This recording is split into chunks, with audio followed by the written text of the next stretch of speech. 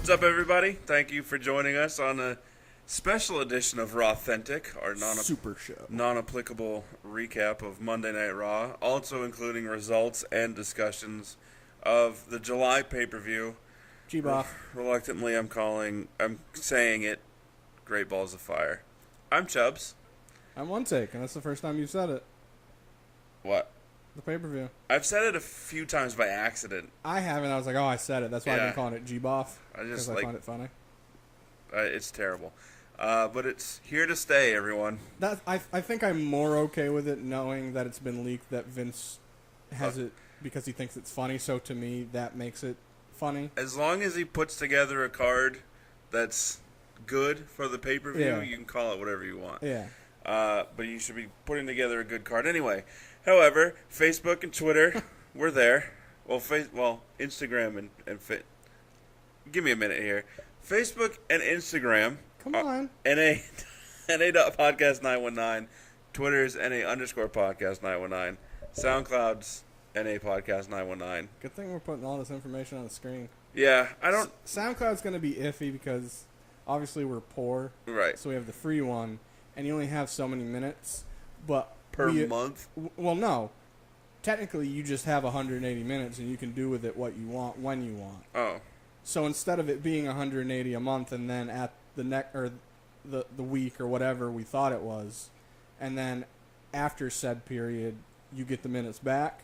You don't. You just have the set amount of minutes, and then you got to remove and add shows as you want. All right. Well, which we can do. It's have just fun figuring out what we're going to put up there, how long it's going to stay. So the GBOF pay-per-view. Gbof. Also, while you're here on YouTube, like, share, and subscribe if you're on YouTube, not SoundCloud. I could do that there as well, though. Okay. For the YouTube? No, for SoundCloud. Not that it really matters. YouTube's the one that we want. Yeah, come to YouTube. We get revenue here eventually. Okay, so Gbof pay-per-view, Sunday, July 9th, 2017. We had 9 matches. There was 8 originally, 1 pre-show, 7 main card, and then they added 1 randomly, and I don't understand, but we'll talk about it. I do, and we will talk about it, so yeah. Okay. Cruiserweight Championship on the pre-show, Neville defeating Akira Tozawa with Titus O'Neil ringside. Whatever. Am I the only one that... I understand that technically they're going to... Titus Brand is a face faction. Yeah. As of now. So that's kind of why Titus can't interfere. But what's the point of him being there? Like, normally you have a manager or something because they give you an advantage. Yeah. He's just there because it's Titus Brand, where I feel like he should either be on commentary or sitting somewhere else, not near the ring. Yeah, I agree with you. Sorry, you're going to go through and then we'll talk. My bad. That's fine. No, I mean, it's... Whatever. Bray Wyatt defeated Seth Rollins. What?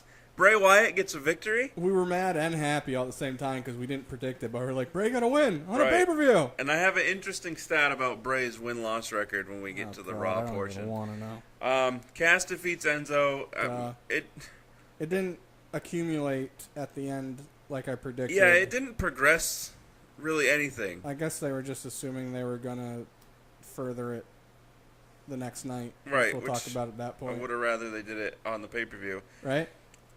Tag team Iron Man match for the tag titles. Sheamus and Cesaro defeating the Hardys with 4 wins to 3. And I like how it ended exactly how it went, exactly how I said it was going to go before the match started. I was like, wait, you know what they're going to do? And exactly what I said, almost word for word, happened. Which I was excited that I'm that smart, but then I was pissed.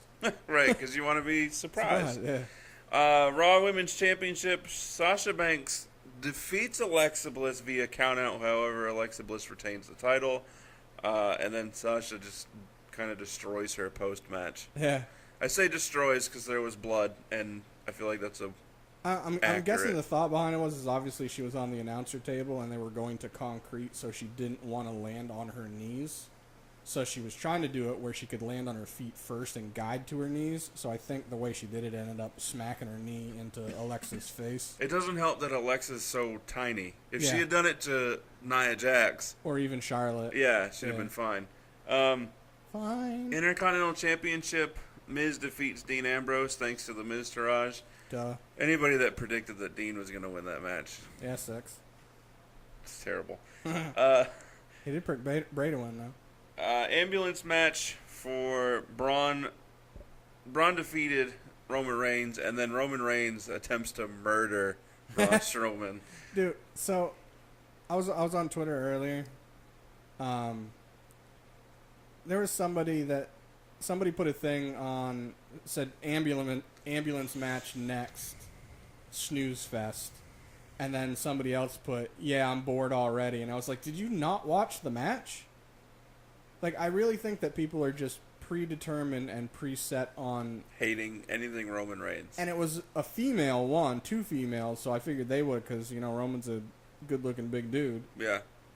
So I figured, but I was like, I'm going to assume that both of you were just saying that because the match hadn't started yet, or you're bored with the feud opposed to the match itself.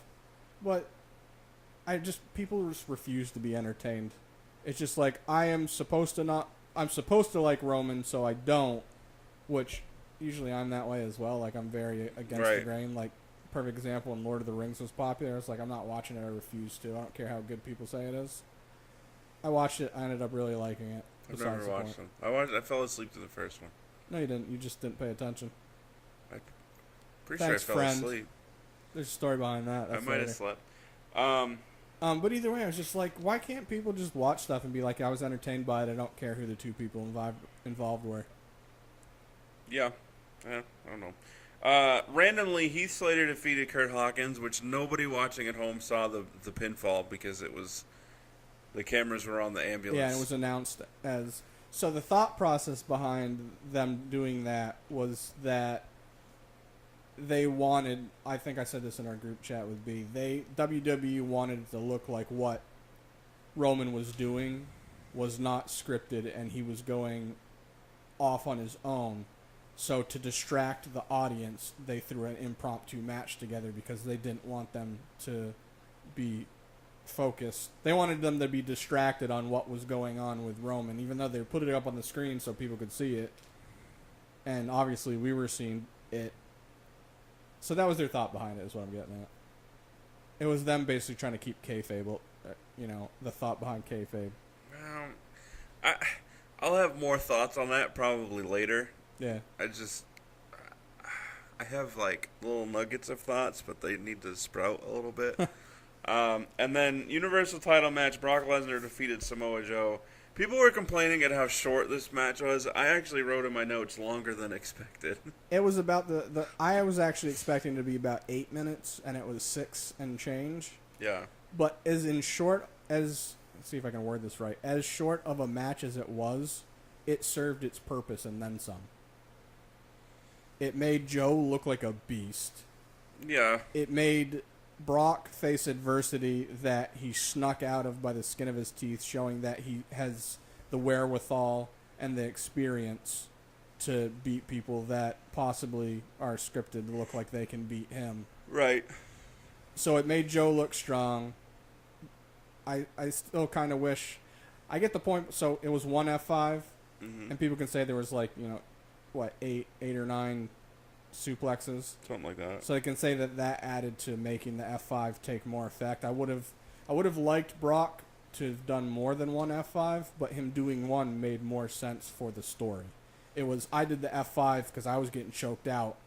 I hit it luckily as hell. I got the pin. I couldn't do another one because I was almost seeing stars because I was out. So as much as personally I would have liked to have seen more because I think that would have made Joe look even stronger than taking one F5. Yeah, I mean, to take a second one. Huh? I mean... Story-wise, him taking one made sense with how the match was going. I feel like if he would have given Joe more than one, it would have been underselling the strength of the Coquina clutch or Joe choking him out. It would have been like, oh, I shook it off like that. You know what I mean? I mean, it wouldn't have had to have been like F5 and then he pops up and grabs him and does another one. Yeah, he could have rolled around, stumbled. Yeah, F5, then it takes him a second to get to the cover. Joe kicks out. Then he's like, well, I'm just going to hit you another one. now that I've recovered a little bit. Yeah, he can still be staggered, Right. Pick him up, kind of be Because Joe staggering kicking out from the F5 once adds to the strength of Joe. That's why I'm saying I wish it would have been more than one. The only real thing I have to say about the pay-per-view, and it was the one issue that I had, was that Braun Strowman, before he left for surgery, was wearing a sling on his left arm, and then had his left arm attacked by Roman, obviously because in real life it was his right elbow, and they didn't want to risk causing more injury to it. But now Braun comes out to the ring to the ambulance match, and he's got his right elbow wrapped, and Michael Cole makes a point to say that was the elbow that he had injured. Right. Why not just have his left elbow wrapped? Yeah, why not attack the actual one that had surgery? Right. The only thing I can think behind that is because they themselves forgot. Forgot? No, they put pictures up of the surgery, so either way they were going to be screwed. Because it would have been, if they kept with the left arm, people would have been like, well, we already know it was the other one because there are pictures you guys put. Right. Yeah. I feel like they could have found a way around it. Probably. I mean, they were also saying it was a shoulder, not an elbow, originally as well. Right. So. But that's the only real thing I have to add from the pay-per-view. I was going to go back and watch it again because you and I watched it together, and for some reason, if I'm watching stuff like that with other people, I have a harder time paying attention. Mm. And especially with my hearing issues, I don't hear as much stuff. So I was going to go back and watch through my Xbox with my headphones in so I could hear stuff better. Mm. I didn't get around to it. I had too much other crap I was doing. But either way, it was a decent pay-per-view. I think the count out by Alexa was the most annoying, and that's kind of a strong word. I was saying to you before we started recording, a lot of people were up in arms about it, and I understood it. But you're also looking at it based on that match and that match alone, not the feud and where it could lead. Like, it literally could be Sasha gets to the point with the feud where she's like, I'm done with this, you just keep trying to escape. They either have a false count anywhere match, a cage match, something like that. Yeah. With that being said, the count out should have taken place on Raw, not a pay-per-view, in my opinion. I feel like too many people pay good money for seats to go to a pay-per-view to watch somebody be counted out. I'm not annoyed by it because I get, like I just said, I understand the thought behind it could be building up to something else. All right. But I would also, if I paid money to go to a pay-per-view, I'd be like, I expect a legitimate ending or a disqualification of a more craftier way of getting herself disqualified. You know what I mean? Yeah. I see the wheels turning. Yeah, I don't really. The DQ count out, it's essentially the same. Like, you're not getting a pin, you're not getting a submission. It's not a real end to the match. My I should have said this instead. My gripe behind the count out is I feel like it's lazy creative wise.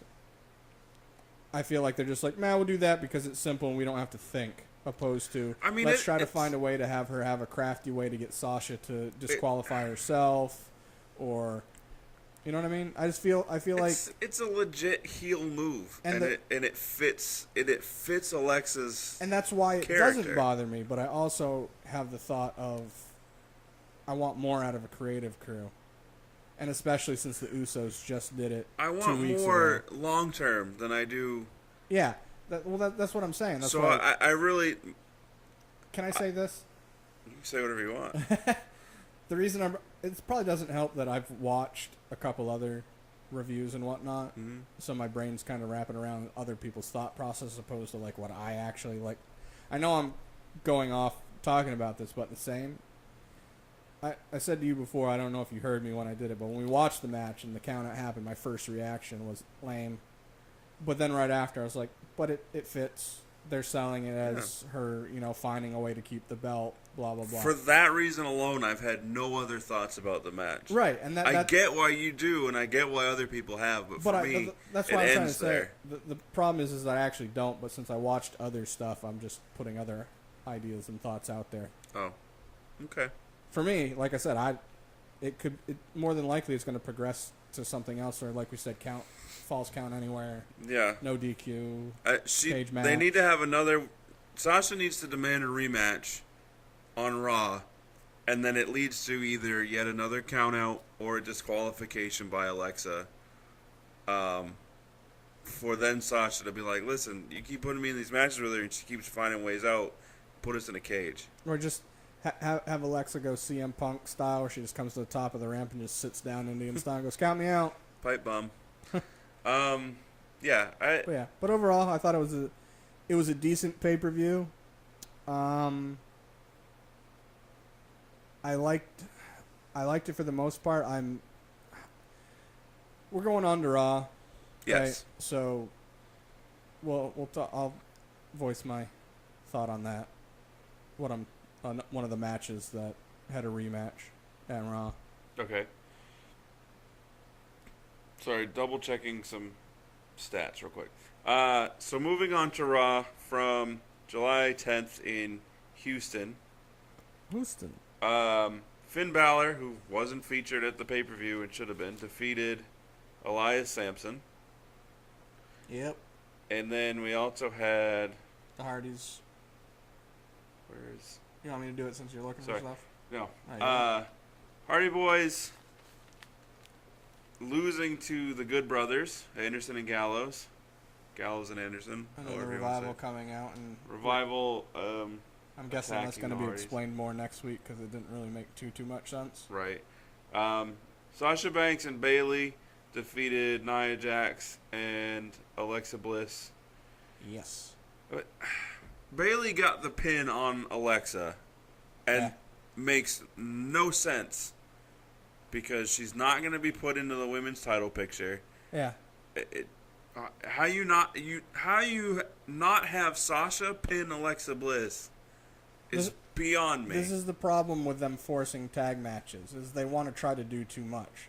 So they also still kind of want to have the Nia Jax and Sasha feud, but they also want to have Nia Jax end up having a feud with Alexa, but they kind of just threw Bayley in there. It's just like they don't know what the hell they're doing. I mean, I'm okay with the match, I guess, but you...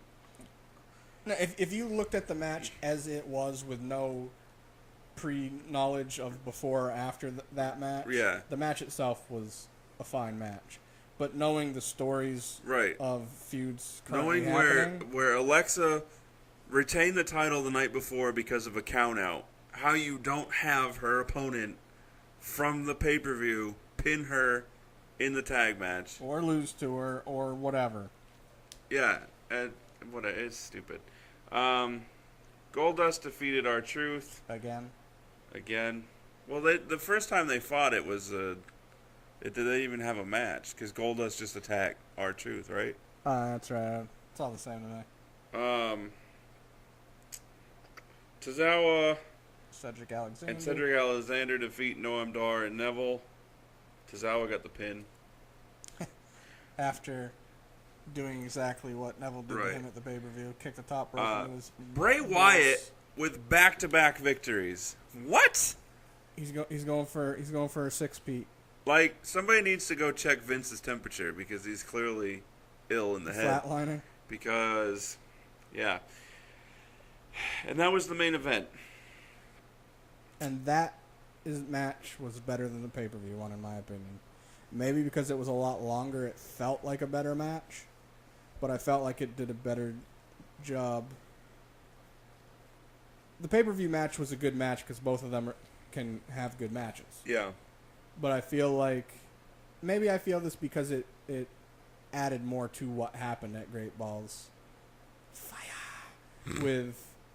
Because Bray got... not technically. He got the win by poking Seth in the eye. And then hitting the sister Abigail. So they played that into this match, which was done well.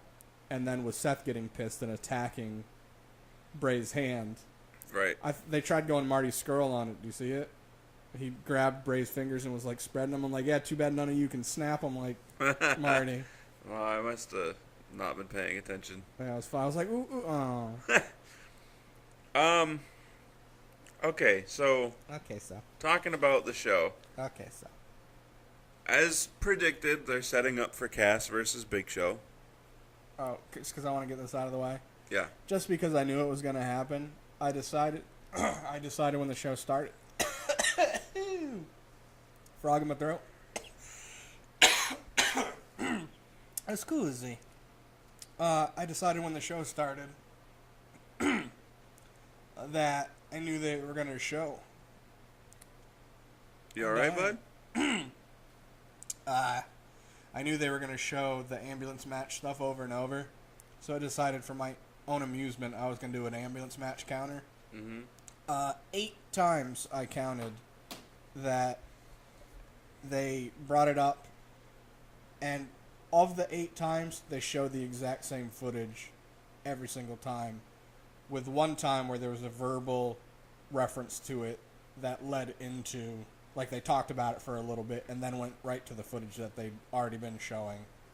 And then there was later on, I think it was when Kurt came out and he talked about, we don't know about Braun, he refused medical attention. Right. And then they showed something about it, so it made more sense because they were kind of talking about it opposed to, hey, let's forcefully throw this in right here unorganically. Right. So there's 8 times that took up about a minute and a half of 2 minutes. So there's 16 to 20 minutes worth of show right there that you just brain rape me with stuff that I've already seen a million times. Yeah, of course. So I haven't seen anywhere online after Raw aired where anybody commented on this.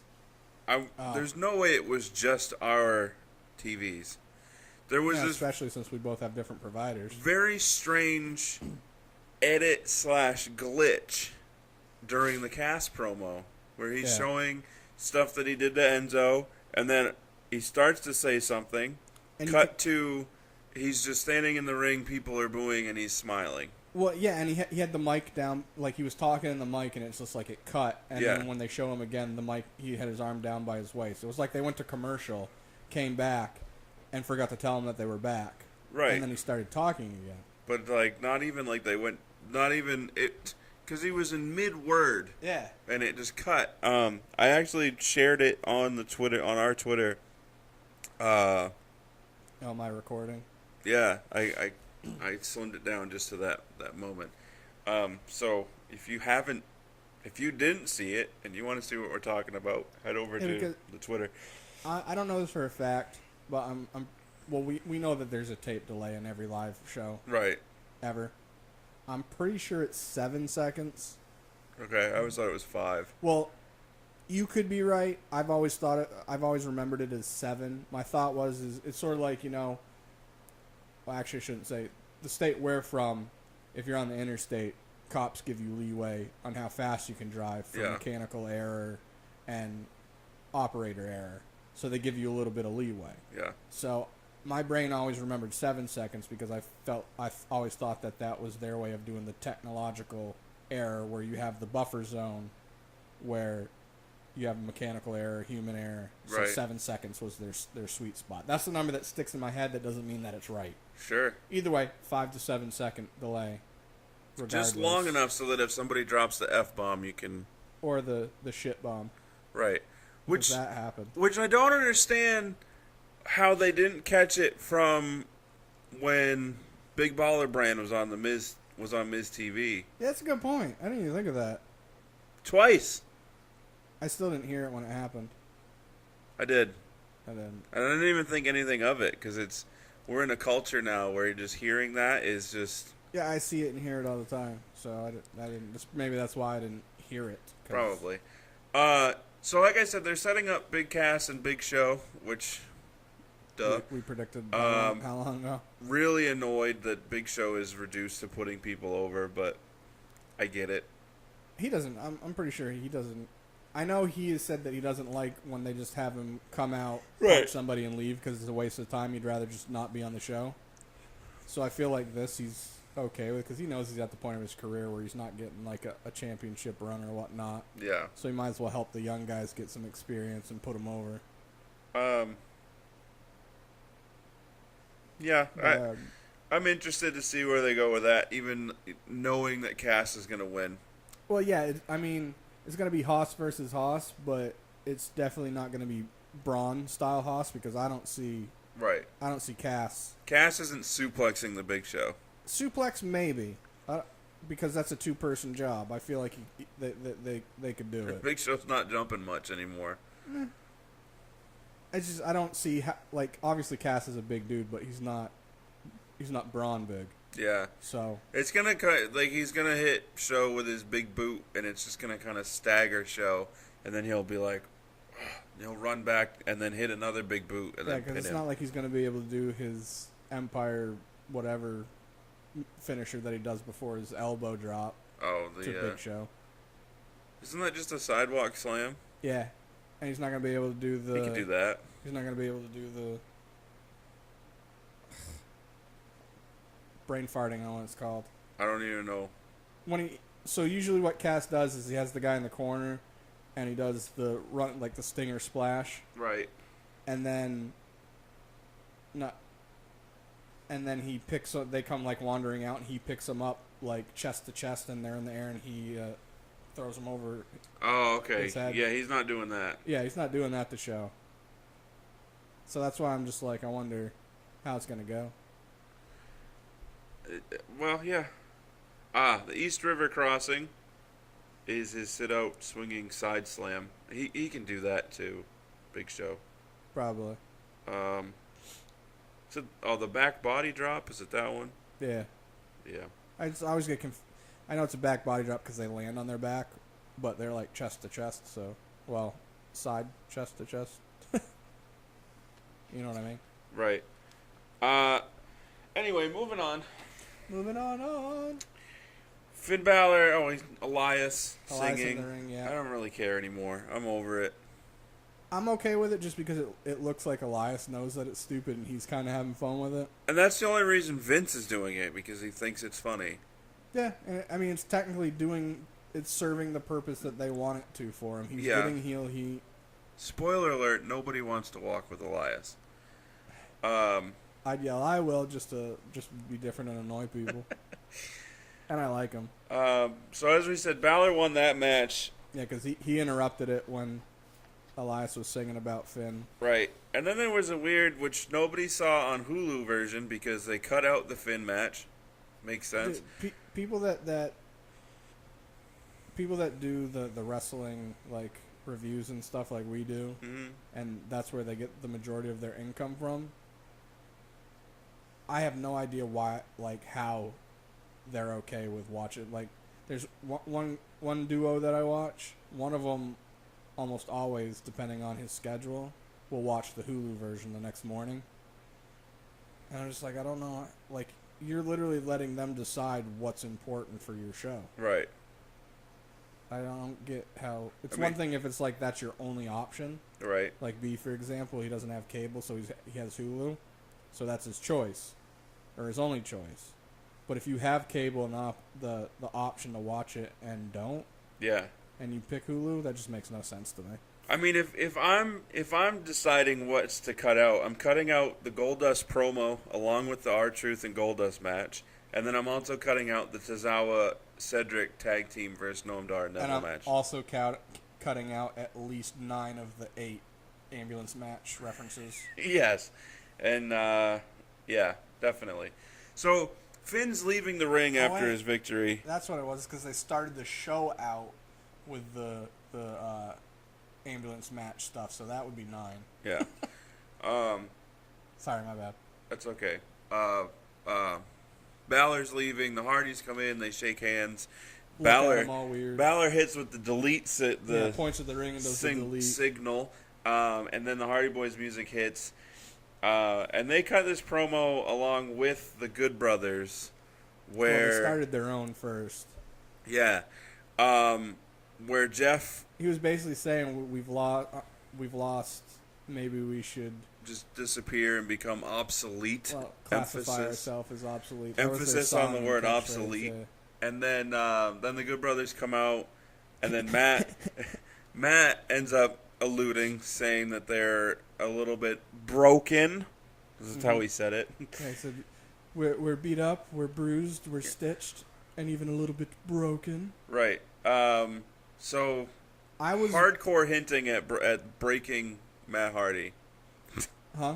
They're hardcore hinting at the broken universe. So Matt has hinted at all sorts of, like, he's used some words that kind of, lead and allude to broken. But when Jeff said, because Jeff hasn't said crap on the show. Matt does it as just to be like, F you, Impact, Global Force Wrestling, and Jeff's Anthem, like, I'm just whatever. not wasting my energy on it. Right. So by Jeff saying it and his reaction, did you see his look after he said it? He got this big grin on his face because obviously a bunch of the fans, like, they heard him say it and knew, because after he says it, you're supposed to yell obsolete. Yeah. And people were like, wait, did he obsolete? Yeah. So Jeff just got this grin and he started, like, trying to, like, cover up his grin by, like, licking his lips. So, like, his reaction was like he was excited about it. I'm okay with it. So then the Good Brothers win, and then as they're leaving, the Revival comes out, walks right past the Good Brothers. Think they're going to attack the Good Brothers. They go and attack the Hardys. I'm wondering if the Hardys are about to go on a losing streak. And I said this to you at the pay-per-view. I said, are they just going to, keep losing until they're broken? Pretty much. Which is pretty much, I think it's going to happen. Depending on how they do it. This time. So we'll probably see Revival versus the Hardys next week. Which I'm okay with. I mean, the Revival would have been big players in this if Dawson didn't get hurt anyways. Right. Well, yeah. Well, they probably would have been the tag champs if they didn't get hurt. Because they were feuding with the New Day at the time. And then the New Day left. They got hurt, and then there was the Superstar shakeup, which I'm wondering if they weren't hurt. Maybe they both go to SmackDown. Either way, it's nice to see another tag team back, considering WWE's been on this kick of breaking up tag teams. There's too many heel ones, though. Like, look at all the tag teams. Basically, on Good Raw. Brothers are heel. Revival are heel. Sheamus and Cesaro are heel. And then the Hardys are face. Yeah. Is that it for legit tag teams on Raw? Well, Heath and Rhino. They're face, but they're not really. Yeah. They don't count. So Miz TV, he has the Mizzy Awards. I don't really feel like spending that much time talking about it. I wrote on my notes, apparently feud with Dean isn't over because Dean came out. I was actually annoyed by it just because even though, alright, so when they came to Raw, we both said how we were done with their feud because it just happened on SmackDown. Right. But they did a really good job with it where we were both, kind of invested in it again. Yeah. I'm done with it. I'm done with it. And I think they are done with it. Yeah. It's just they're using it as a way to set up another one. Seth. I really think they're setting up Dean and Seth. Oh, I think they're setting up Seth and Miz? Yeah. I thought about that. That would make sense because, well, I think it's going to go Dean and Seth, and then Seth's going to move on. Yeah, I think the Seth and Dean is just going to be. I don't think it's going to be even long. It might even only just be one match of like you pissed me off, I pissed you off. Yeah, it'll be well, you know what? Why don't you let somebody else get a shot at the Intercontinental title since you can't win it? Yeah. And it was like, well, they'll end up having the number one contendership. Seth will win, and there we go. Yeah. And then Seth will probably win it. Right. So Dean was attacking Miz, got attacked by the Miztourage. Rollins comes out to the rescue. Later in a backstage segment, Dean shoots down the idea of a reunion. Must have been scared of Seth because he was wearing crap-covered pants. Do you see that? No. His pants were so in the front. Oh, they had like thighs. a rust look. Yeah, but it looked like crap because they were dark blue pants. Oh, sorry. My bad. I interrupted you. That's all good. Seth and Dean in the back. Yeah. Dean was like, I don't know what you're doing. There's no reunion happening. Yeah, even said the Shield. Which is funny because, like we mentioned before, they're doing a swerve. There's gonna end up being a reunion. Yeah, somewhere along the lines. I'll say probably by Mania. Yeah, it's gonna depend on a lot of other things. I'm also Right. curious with how the Kurt thing's going to go and how that's going to play into multiple stuff as well. Yes. And does anybody care if I skip Yes. the women's tag team match? Because we already really talked about it. Oh, no, Sasha. Yeah, there's nothing else to talk about it. And we already talked about Goldust had his... Right. He had a segment first, and they had their match. Yeah.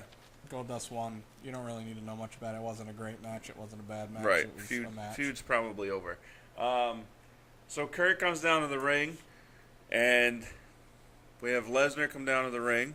Oh, that's when he talked about Braun. They don't know. I haven't heard anything Right. about him. Blah blah blah.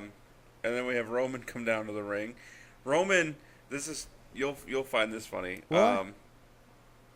Roman had shots fired at Brock for his part-time status. Which I laughed really hard. I so laughed. LB said, "This is what LB said to me." Yeah.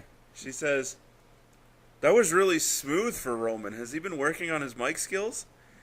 Now, LB does not watch regularly with me, but every once in a while she'll sit down and watch. And for her to be able to tell that Roman has improved And you know what that is? on the That's mic. where it comes down to you can tell. And Roman knows, and this is where I do get annoyed with him because, as said, I am a Roman fan. Mm-hmm. Is that's when you can tell where he likes his script. Yeah. Because it resonates with him, and you can tell when he delivers it, and you can tell when he don't. Perfect example is LB being able to notice. Oh, has he been practicing? Right. No, he has some script that he's happy to be spitting out, Yes. and you can tell. I wrote Roman improved mic skills, Joe good, Kurt and Brock bad. Just on the mic, and it's whatever. I mean, in Brock's defense, he's hardly ever there, so he's hardly ever talking. I'm actually glad that the last couple weeks I've let Brock do more of his talking. Yeah. Just because I feel like he should. I wonder, they should... He needs to lose the belt at SummerSlam, but at the same time lose Paul Heyman, and Paul Heyman needs to go find another Paul Heyman guy. I've said this before, but I want them to work it out to the point where when they know Brock's going to be done, that Heyman just turns on him, and he ends up being the reason that Brock loses and goes out that way.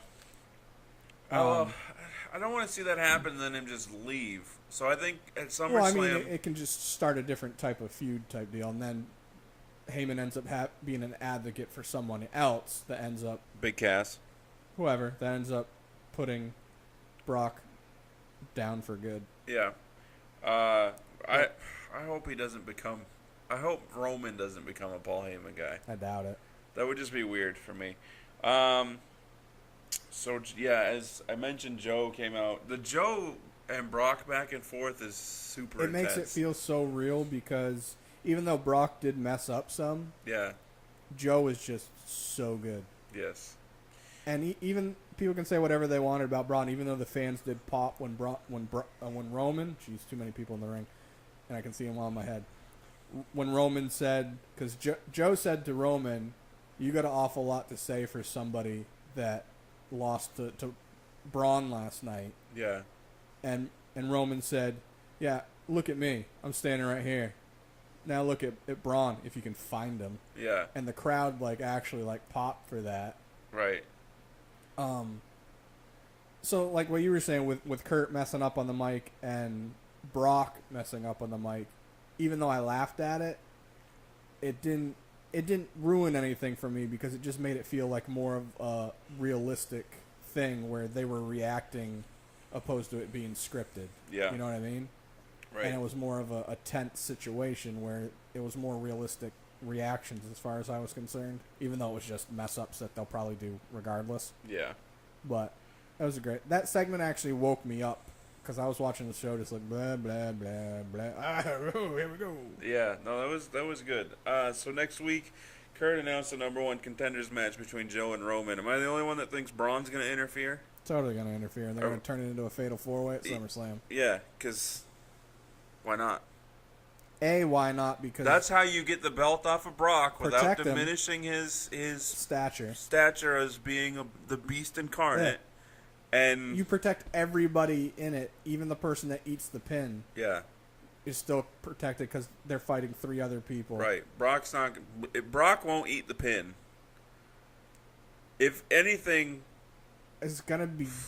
It would have to be Joe. It'll probably be Joe. I'd say maybe Braun. Unless they're changing their mind on the Roman winning the belt this soon, and Joe wins it. Joe could probably choke out Roman, which he's already done. Right. So that would make sense. Be a stretch. What if he chokes out all of them? Like, they all beat the crap out of each other. Yeah. And he just goes one by one and knocks them all out, and then just pins whoever, or whoever the last one is he chokes out is the one that gets the. Or he just grabs a big bear hug of all three of them. I don't think his arms are long. Yeah, right. Yeah, because they're all big guys. So Corey Graves leaves the announce table after this segment, and then is backstage with Kurt. I have an issue. I have a lot of issues. Well, I mean with this. Yeah, I have a lot of issues with this. Oh, no, with the Corey part? Yeah. Actually, I shouldn't say issue. It's too strong of a word. I don't like things... I don't like it in anything. But in wrestling especially, I don't like things that are out of the ordinary that stick out so I know what's going to happen. Okay. For example, when they're at the announcer's table, none of them are ever on their phone. Right. And therefore, once you see somebody with a phone, you know where it's going.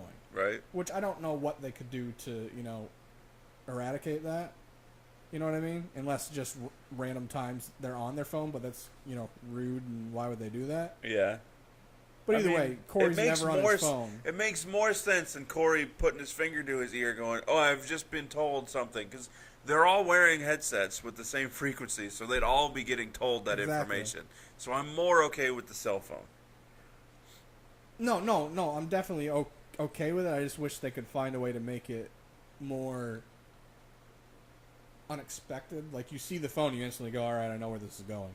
Because you don't see him on the phone unless it has something to do with this. Right. I mean, they could do it where he says, guys, during the break, I got a text message, I got to go. Yeah, something like that. Or we just had this little break in between the match. I noticed my phone was vibrating like crazy. Or he just gets up and leaves. Yeah. Yeah. I mean, because he has a wife and kids. He could easily say, my phone was going crazy. I had to check for an emergency. I got to go. Yeah. My other question is, do you think Corey is actually going to play into this as... Obviously, Corey can't wrestle anymore. Right. Because of his concussions. If he could, I totally feel like he'd end up being part of where this is going to go. Like, he's the one that leaked the information on purpose. Like, he found it, or somebody sent it to him, and he was like, ooh, this is good. So you want Corey and Kurt to fight?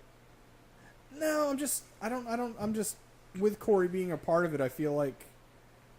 I just feel like that's going to be his new role, is that he's the informant. He's the one that people trust, so they send him everything? Right, which he's not very trustworthy because he spills the beans about everything. It just in my head, this story would be the exact same if Corey wasn't getting the exact same text messages that Kurt's getting. You know what I mean? Yeah. Like, if you take Corey out of this and it's just Kurt's getting these phone calls and text messages and emails and reacting to them on screen without Corey, it's the same exact thing. So why is Corey there? There's got to be some reason. The first problem I had with it was Kurt goes, my career's ruined if this goes public. And then now he's just like, I'm going to go public. Two sentences later, he's like, I'm going to go public with this next week. Yeah. Or no, he's like, it'll ruin me it could ruin me if I make it public. I'm going to go public with it next week. Like, no, I get your point. My whole thought is, especially knowing you, is that's totally something you'd say, just erratic, without a thought process. Let me do it.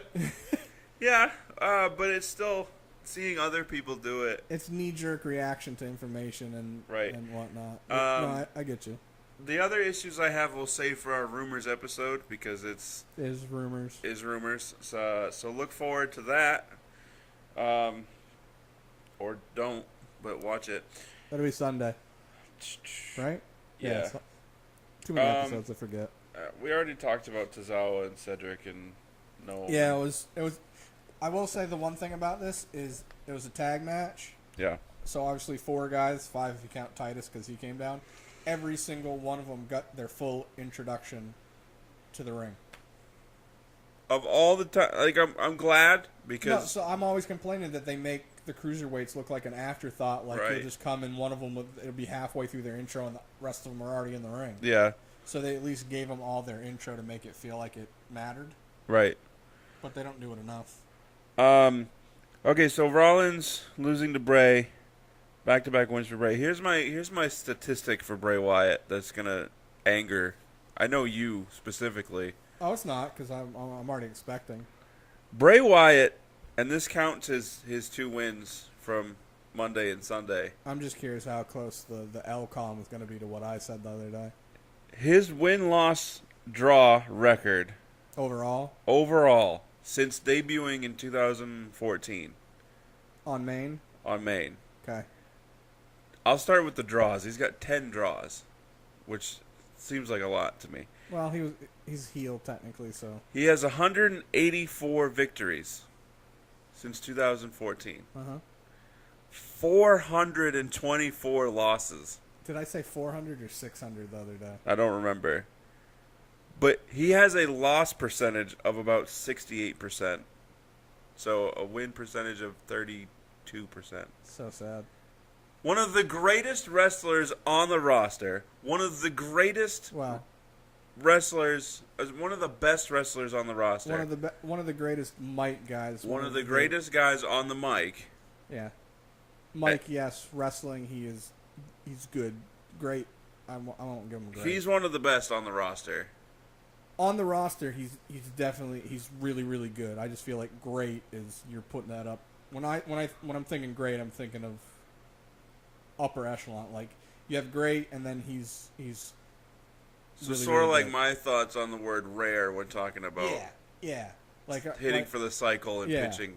So I don't want to throw him in the great category A because his career is still going. So I'm looking at it as he's really, really good. And mic wise, promo skills, great. You can put him in great. So if he was 424 wins and 184 losses, that means nothing.